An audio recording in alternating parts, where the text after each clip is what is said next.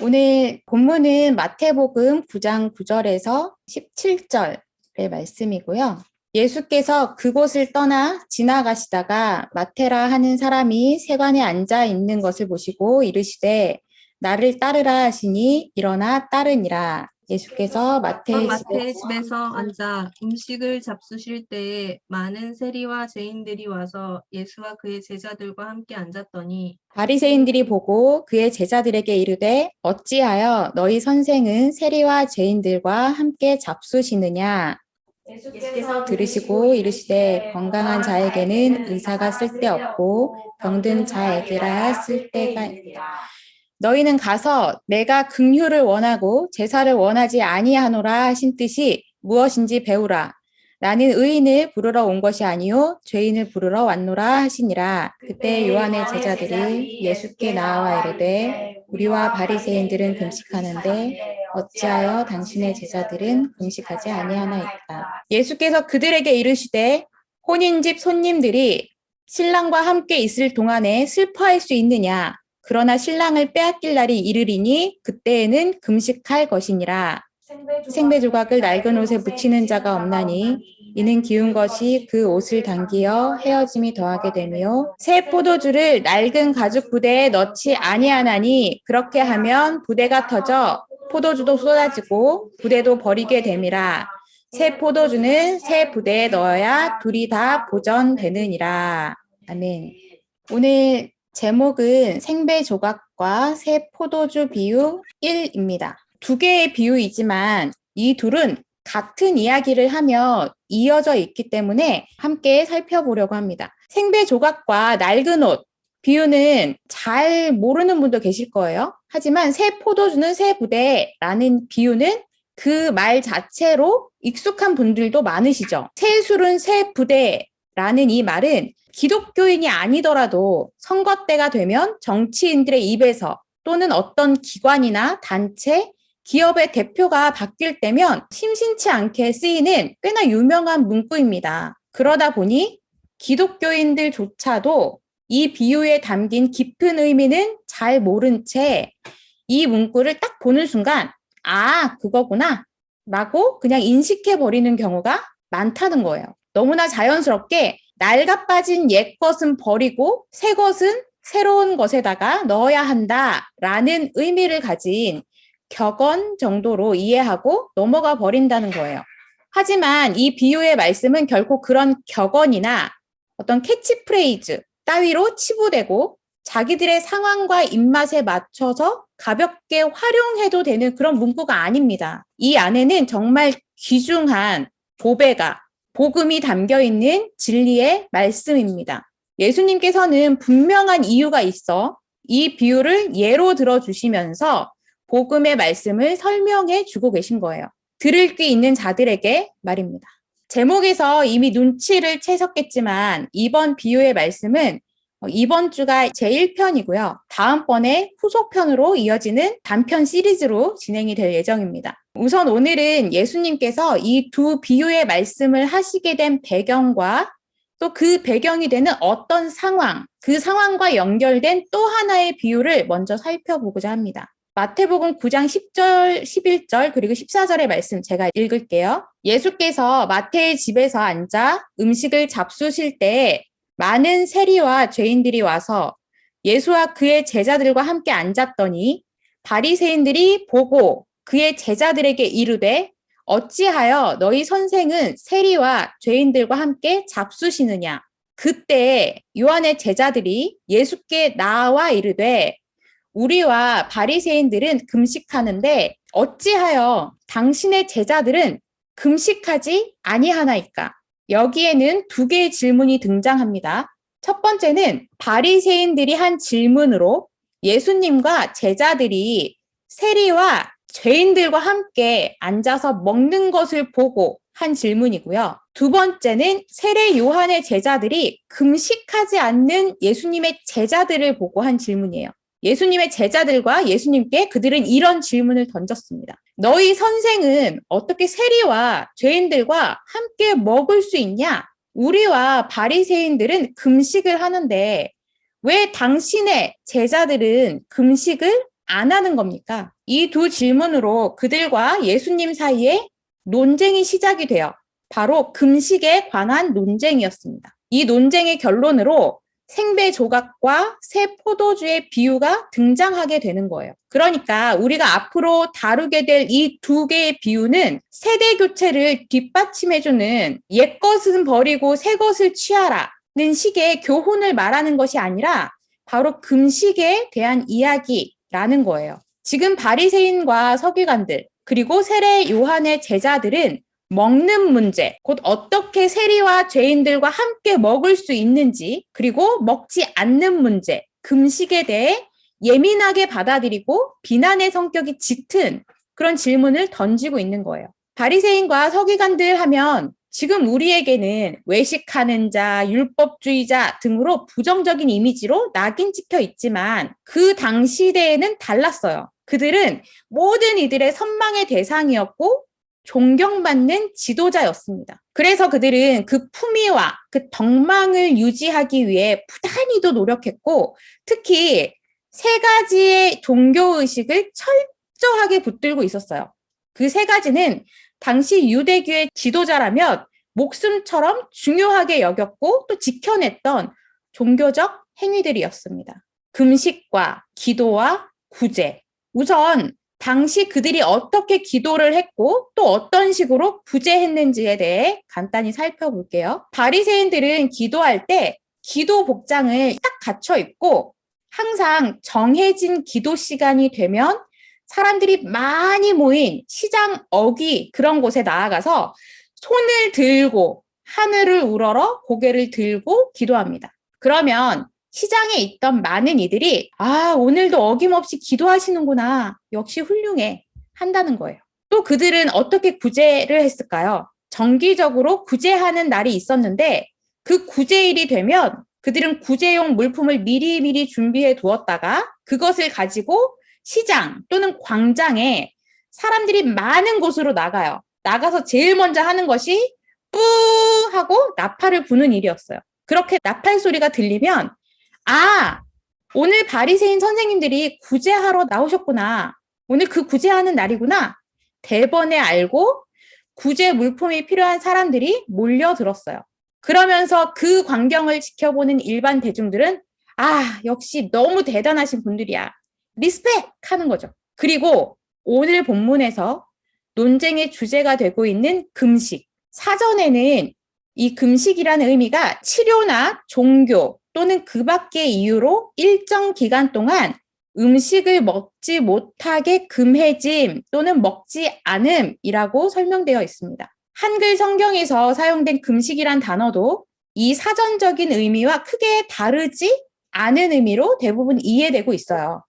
심지어는 자신의 소원이 이루어지고 자신이 당한 어려움을 극복하게 해달라고 곡기를 끊고 하나님 앞에 단식 투쟁하듯이 금식을 하는 경우도 많습니다. 하지만 성경에 쓰인 이 금식이란 단어는 단순히 안 먹는다는 의미만을 가진 단어가 아닙니다. 이 말은 헬라어로 네스튜오라는 단어로 그 동사형 네스티스에서 왔는데 안 먹는다, 먹을 게 없다라는 의미를 가진 단어예요. 첫 번째 의미인 안 먹는다는 것은 내가 먹기 싫어서 안 먹는 것일 수도 있고요. 먹지 않아야 하니까 안 먹는 것일 수도 있어요. 두 번째 의미인 먹을 게 없다라는 것은 먹고는 싶은데 먹을 것이 없는 거예요. 그래서 못 먹는 거예요. 성경에서 말하는 금식은 이 두 가지 의미를 모두 내포하고 있다는 것을 알아둘 필요가 있습니다. 누가복음 2장 18절의 말씀 제가 읽습니다. 요한의 제자들과 바리새인들이 금식하고 있는지라 사람들이 예수께 와서 말하되 요한의 제자들과 바리새인의 제자들은 금식하는데 어찌하여 당신의 제자들은 금식하지 아니하나이까? 이 비유 그리고 이 사건의 말씀은요. 공관복음, 사복음서 중에 마태, 마가, 누가복음 이 세 개의 복음서를 이렇게 하나로 묶어서 공관복음이라고 별명을 붙였는데 이 세 복음서에 모두 기록되어 있는 몇 개 안 되는 비유 중 하나예요. 그래서 이 세 복음서의 말씀을 골고루 그 전후 문맥과 상황 등을 보다 입체적으로 살펴보면서 본 비유들이 담고 있는 복음의 메시지를 찾아보도록 할 거예요. 그래서 제가 처음에는 마태복음을 읽었지만 중간중간 인용한 구절들은 누가복음과 마가복음의 말씀이 있습니다. 요한의 제자들과 바리새인들이 자기들은 안 먹고 네스튜오라고 했죠. 안 먹고 있어요. 그런데 어째서 당신의 제자, 당신 누구죠? 예수님이죠. 예수님의 제자들은 네스튜오를 안 하냐? 곧 왜 먹고 있냐? 라는 거예요. 당시 바리새인들은 일주일에 2번을 정해놓고 금식을 했습니다. 하나님이 그렇게 많이 금식하라고 명하신 게 아니었어요. 그들의 공식적인 금식일은 1년에 딱 3일뿐이었어요. 속죄일, 불임절 전날, 그리고 예루살렘 함락의 날 이렇게밖에 없어요. 그런데 바리새인들과 이 유대 종교 지도층들이 자기 임의대로 정해놓은 거예요. 그 날짜를 일주일에 2번씩 정해버렸어요. 그렇게 정한 배경은 학자마다 의견이 조금씩 다르지만 대표적인 의견 2가지를 보면, 하나는 모세가 시내산에 올라가고 내려온 날을 기념해서 정했다는 거예요. 모세처럼 40일을 내내 금식하지는 못하겠으니 올라간 날과 내려온 날만이라도 우리가 지켜보자 그랬다는 거예요. 또 다른 하나는 월요일과 목요일은 시장이 열리는 날인데, 우리나라 지금도 시골 쪽에는 5일장이 열리잖아요. 그런 식으로 장이 열리는 날인데 그날에 맞춰 금식하는 날로 정했다는 거예요. 장이 열리면 사람들도 많고 또 그 시장에 먹을 것도 많겠죠. 그런데 먹을 것이 많은 그날, 그 사람 많은 시장에 가서 이들이 뭐 하고 있는 거죠? 돌아다니면서 거기서 기도하면서 자기는 안 먹는 거예요. 너희들은 먹을 게 많다고 그렇게 먹고 있냐? 우리는 먹을 게 이렇게 많지만 하나님을 위해 절제하고 안 먹고 있어. 이러면서 막 그렇게 티를 내면서 금식을 한다는 거예요. 사실 이 정도가 아니라 그들은 금식하는 날에는 수염도 정리하지 않고요. 머리도 정돈하지 않고요. 일부러 초췌한 모습을 하며 그렇게 티를 팍팍 내면서 금식을 했다고 해요. 누가 봐도 금식하는구나 알아볼 수 있게. 기도와 구제를 그렇게 사람들의 눈에 띄게 했던 것과 마찬가지로 그렇게 티를 내면서 역시 훌륭하신 분들이야 라는 말을 듣고야 마는 거죠. 그런데 지금 예수님께 나와 질문했던 이들 중에는 또 하나의 그룹이 있었습니다. 요한의 제자들, 곧 세례 요한의 제자들을 말합니다. 금식 문제에 있어서는 이 세례 요한의 제자들은 바리새인들보다 더하면 더했지 결코 뒤지지 않는 이들이었어요. 바리새인들은 정한 날에 일주일에 1~2번 금식했지만 세례 요한의 제자들은 그들 나름의 규제를 더 만들어 놓고는 더 많은 금식과 절식을 했어요. 그것은 스승인 세례 요한의 교훈과 가르침을 따라서 그렇게 하게 된 것일 테지만 그 또한 그것을 행함으로 의를 얻을 수 있다고 여기는 종교적 행위였던 겁니다. 물론 그들에게는 하나님께 영광을 돌린다라는 매우 허울 좋은 명분이 있었습니다. 하지만 그 명분의 저 밑바닥 끄트머리에 들추고 싶지 않은 숨겨진 진실이 뭐였냐면 그것을 통해 자기의 의를 드러내고 싶은 것이 그들의 진짜 의도였던 거예요. 그렇게 자기들은 하나님을 위해 금식을 하고 있는데 예수님과 예수님의 제자들은 뭔가를 먹고 있어요. 근데 심지어 세리 같은 죄인들과 함께 겸상하며 먹는다니. 이런 불경스러운 하면서 비난하며 정죄하고 있는 거예요. 순수한 질문이 아니었습니다. 이렇게 말하고 행하는 바리새인과 서기관들, 그리고 세례 요한의 제자들을 신학적인 용어로 표현하면 어떻게 말할 수 있을까요? 율법주의자들. 그들은 금식을 뭐로 생각하고 있는 거죠? 지켜야 할 율법. 이걸 지키면 하나님 나라에 가는 거고 이걸 안 지키면 하나님 나라에 못 가는데 지금 당신네는 이걸 안 지키고 있네? 이렇게 말하는 거예요. 그들은 그렇게 종교 행위를 하며 이렇게 해야 하나님이 기뻐한다고 생각을 하는 거죠. 그리고 그런 종교 행위를 하면서 사실 육체적으로는 좀 힘들긴 하지만 그것을 통해 뭐를 느끼게 돼요? 자기 만족을 느끼게 돼요. 난 지금 주님을 위해서 금식하고 있어. 엄청 배고파 죽을 것 같지만 참아낼 거야. 내가 주님을 위해 하는 일이 이 정도까지야. 라면서 그것을 성취해내는 순간 해냈다!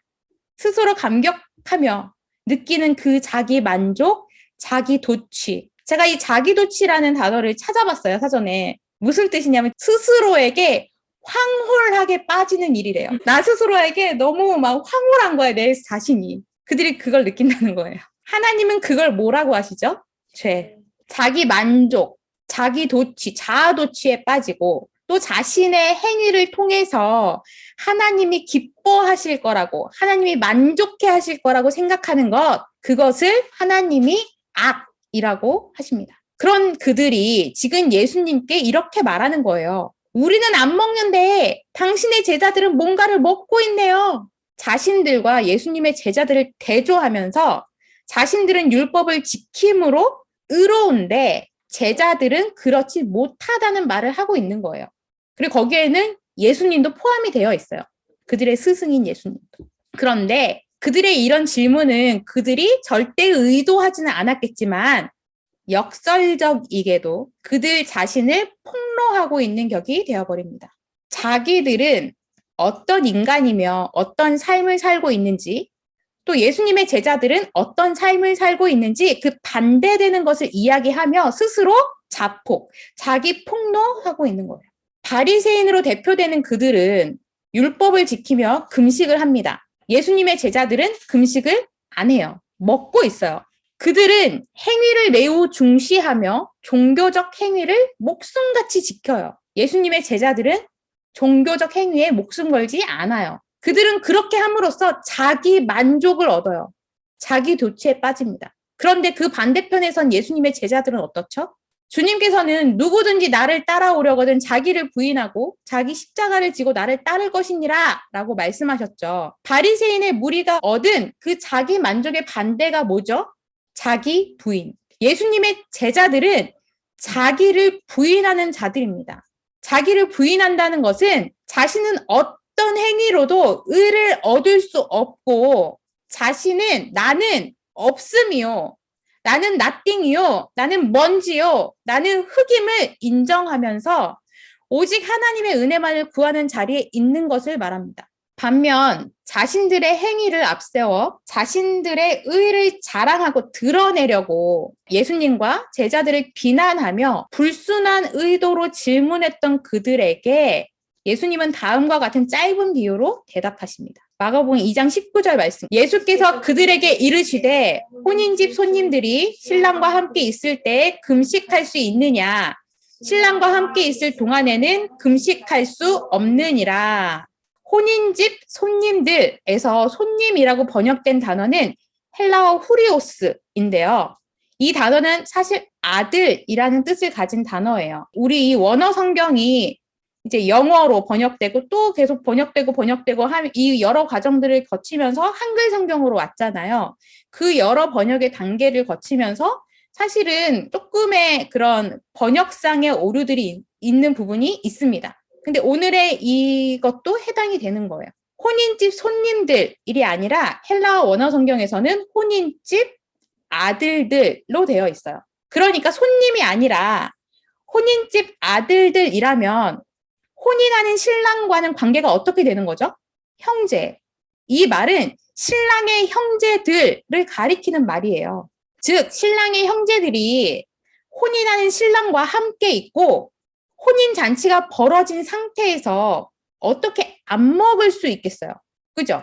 형한테 어떤 억한 심정이 있어서 결혼식을 망치려고 막 작당하지 않은 이상 그러진 않는다는 거죠. 이 말을 다시 정리하면 신랑과 함께 잔치 자리에 있을 동안에는 뭐가 있다? 먹을 게 있다는 이야기인 거예요. 곧 지금은 금식할 때가 아니라 먹어야 할 때라는 이야기예요.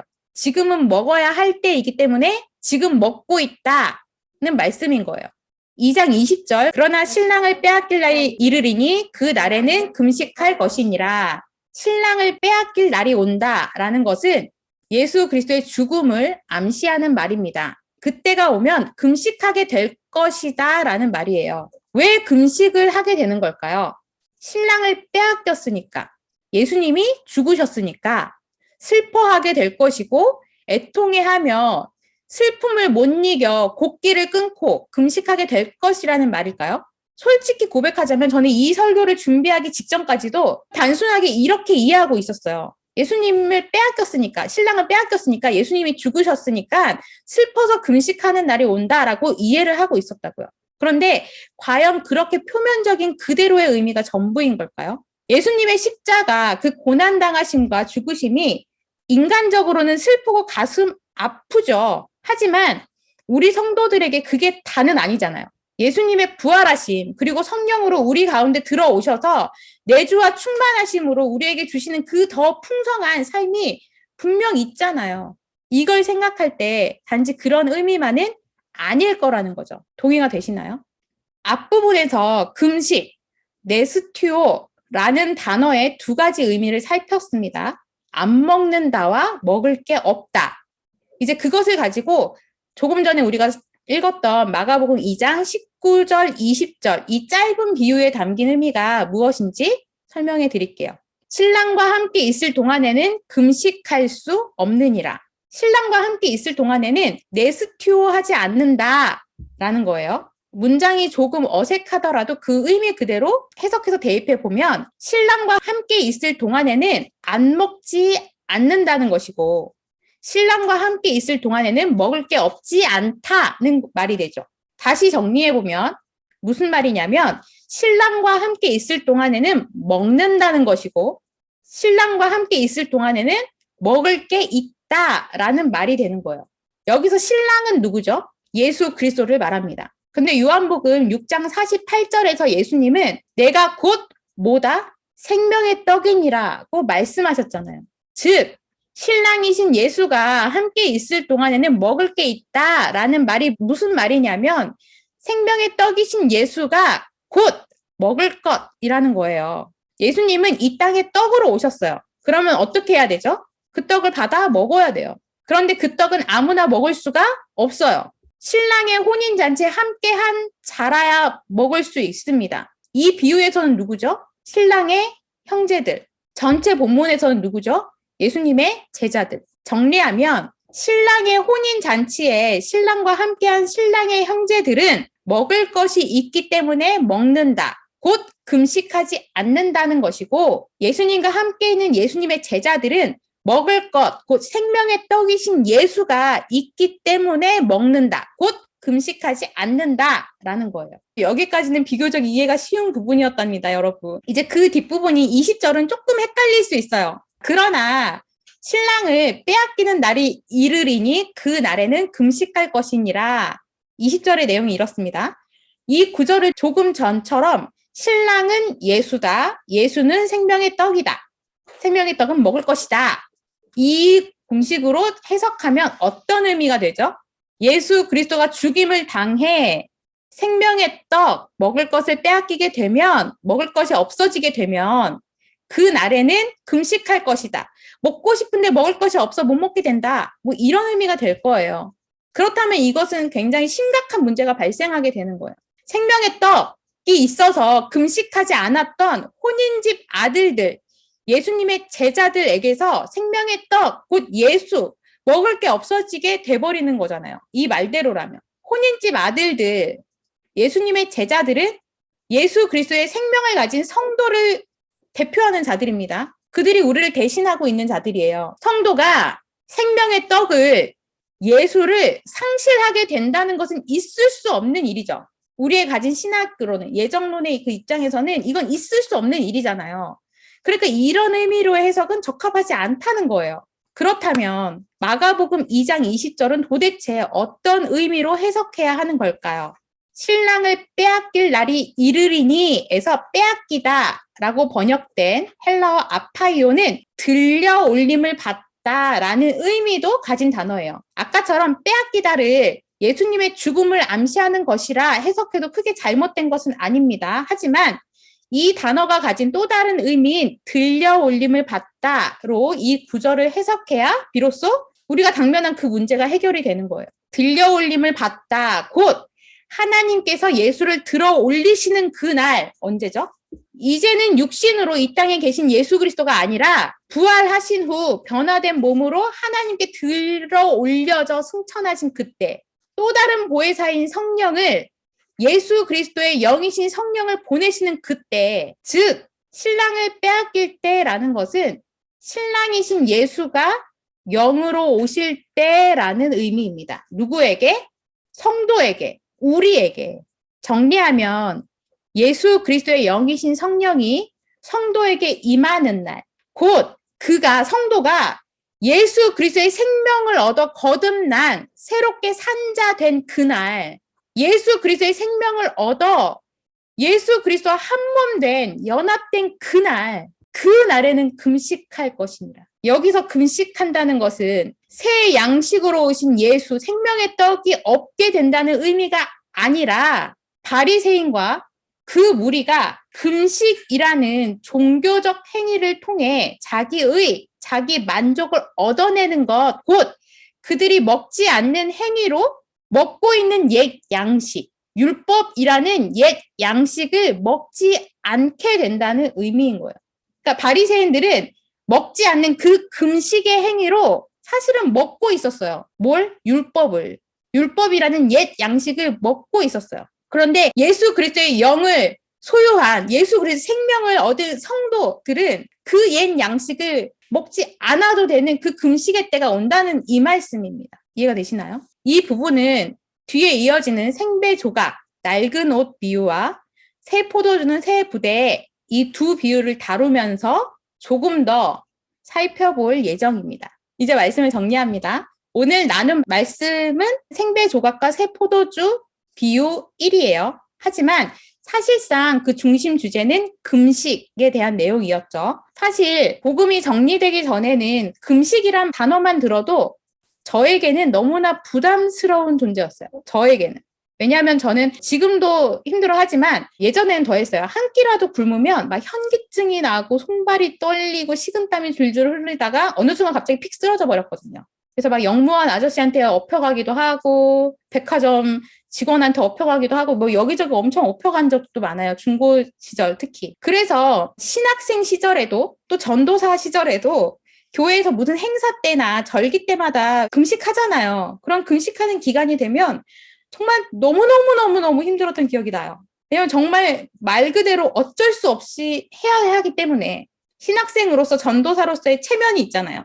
또 자존심이 있잖아요. 그래서 종교적인 행위로서의 금식을 해왔던 접니다. 그리고 복음을 조금씩 이해하게 되고 복음이 정리되어 가면서는 부끄럽지만 솔직히 고백하면 이 금식 문제에 있어서만큼은 면죄부를 받은 것 정도로 인식했던 것 같아요. 금식은 율법적인 행위에 속한 거니까 안 해도 괜찮아, 난 자유야, 이런 식으로 생각을 했던 거예요.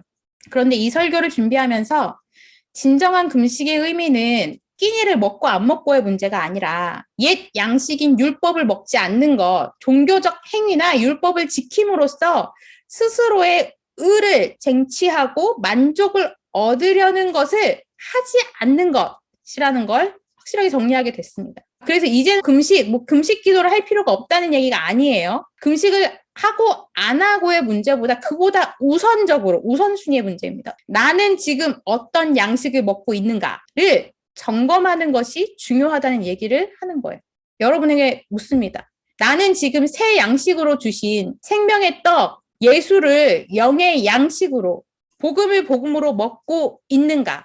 아니면 저 깊숙한 곳, 저 밑바닥에서는 나 스스로 의를 쟁취하고자 옛 양식을 먹고 있지는 않은가? 오늘의 말씀을 계기로 한번 점검해 보는 것은 어떨까요? 말씀을 마치도록 하겠습니다.